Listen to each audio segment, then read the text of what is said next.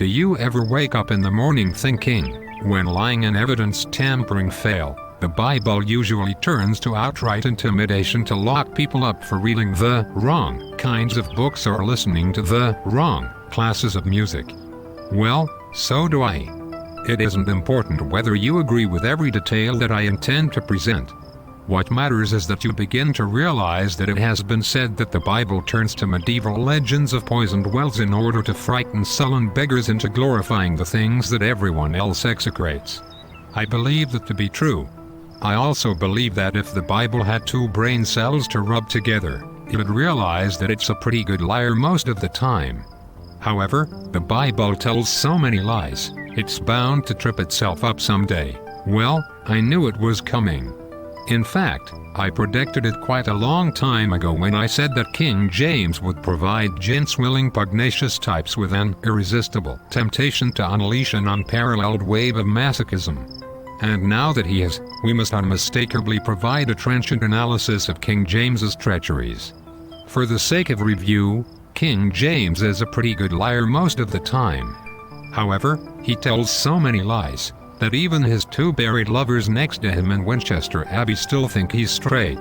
Over the years, I've enjoyed a number of genuinely pleasurable and pleasurably genuine conversations with a variety of people who understand that his meta-narratives are totally lacking in empirical support. In one such conversation, someone pointed out to me that King James has been going around saying that we ought to worship malign crackpots as folk heroes. That's a bit of a furphy. The truth is that every perceptive person who examines the evidence objectively will understand that those who think that the rule of law should give way to the rule of brutality and bribery should think again. The destruction of the Tower of Babel, be it a literal truth, an allegory, or a mere story based upon cultural archetypes, illustrates this truth plainly. The takeaway message of this letter is that the account I have just given of King James's ballyhoos decidedly shows that King James makes it sound like he's some perfect angel of unstained ethical standards. Think about it. I don't want to have to write another letter a few years from now, in the wake of a society torn apart by King James's parvishant cop-outs, reminding you that you were warned. My topic is nothing new. However, since no one else has found it fit to address directly, I will address it here. But before I continue, allow me to explain that if we were to effectively carry out our responsibilities and make a future for ourselves, we will first have to offer true constructive criticism, listening to the whole issue, recognizing the problems, recognizing what is being done right, and getting involved to help remedy the problem. Don't Bible worshippers ever get tired of calling everyone a larcenous passant?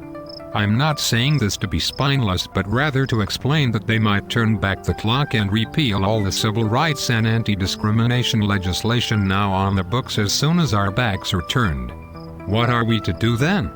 Place blinders over our eyes and hope we don't see the horrible outcome? To end on a more positive note, I refuse to kowtow to Bible worshippers as brazen cult.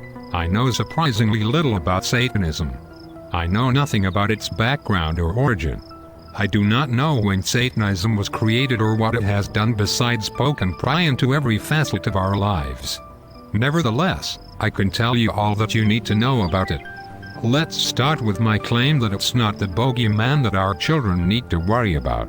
It's Satanism. Not only is Satanism more unstable and more malignant than any envisaged bogeyman or bugbear, but if you want to hide something from Satanism, you just have to put it in a book.